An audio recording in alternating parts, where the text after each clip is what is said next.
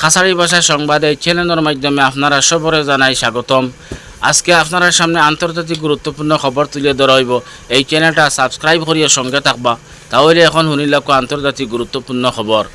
আমেরিকার একজন senior কর্মকর্তায় Lebanon এবং ইসরায়েলের মধ্যে অস্থায়ী যুদ্ধবিরতির আহ্বান জানাইছেন। আর আমেরিকা ছাড়াইয়া আরও অন্যান্য কিছু দেশ ইসরায়েল এবং লেবাননের মধ্যে যুদ্ধবিরতির লাগিয়া আগ্রহী আছেন বলে খবর পাওয়া যায়।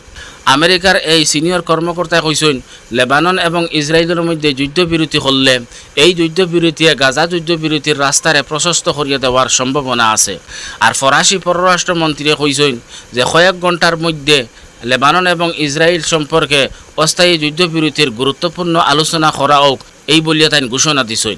এবং ইসরায়েলের একজন সিনিয়র কর্মকর্তা কইছেন, ফরাসি এবং আমেরিকার এই প্রস্তাবের বিশদ বিবরণ ইসরায়েল এবং হিজবুল্লাহর কাছে জমা দেওয়া হয়েছে এবং শীঘ্রই তার প্রতিক্রিয়াও জমা দেওয়া হইব। আর ইসরায়েলের এই সিনিয়র কর্মকর্তা এই কথাও কইছেন যে লেবানন এবং ইসরায়েলের মধ্যে যদিও অস্থায়ী যুদ্ধবিরতি করা হইব, কিন্তু এই যুদ্ধবিরতির মধ্যে গাজা সম্পর্কে কিছু দ্বারা অন্তর্ভুক্ত থাকব। একটা গুরুত্বপূর্ণ খবর হইল, ইসরায়েলের সেনা রফা ক্রসিং হইয়া কন্টেইনারও তুলিয়া ৪৪ জন ডেড বডি গাজা আনছন সমঝাইয়া দিবার লাগিয়া। রফা ক্রসিং হইয়া আনছন, কারণ রফা ক্রসিং হইয়া থাকলো ইসরায়েলের ক্যাপচারে, কারণ মিশরের এরা হালুফিন দিয়া বুয়া, যার কারণে রফা ক্রসিং এখন ইসরায়েলের সেনার আন্ডারে আছে। কিন্তু এই ৪৪ জন ডেড বডি গাজার স্বাস্থ্য মন্ত্রণালয় সমঝিতে অস্বীকার করছে। কারণ কিলা মারা হয়েছে, খানো মারা হয়েছে, গাজার স্বাস্থ্য মন্ত্রণালয় এটা জানে না। এবং খান ইউনুসের হাসপাতালের কর্মকর্তা হলেও এই ডেড বডি সমঝিতে অস্বীকার করছেন।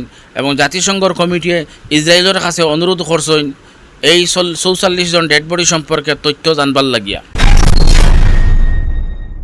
আজকে ইসরায়েলের সেনা লেবাননের কয়েকটা জায়গাত গণহত্যা চালাইছেন। বারাক শহরও ইসরায়েলের সেনায় বোমবারি করার কারণে 11 জন নিহত হয়েছেন এবং 9 জন গুরুতর আহত হয়েছেন। এবং আল মায়াদিনের সংবাদদাতার মাধ্যমে জানা গেছে যে 60 জন এখন পর্যন্ত বিল্ডিংয়ের নিচে এরারে বাইর করতে অনেক কষ্ট করা লাগে। এবং 7 শহরও একটা বিল্ডিংও বোমবারি করার কারণে এক পরিবারের 60 জন শহীদ হয়েছেন এবং 9 জন গুরুতর জখমী। আল মায়াদিন এই গণমাধ্যম দ্বারা জানা গেছে সিরিয়ার শ্রমিকহলর 32 জন শিশু শহীদ হয়েছেন এবং আজকের গণহত্যাত সিরিয়ার 23 জন শহীদ হয়েছেন এবং লেবাননের নাগরিক 4 জন সহ 8 জন গুরুতর জখমী হয়েছেন।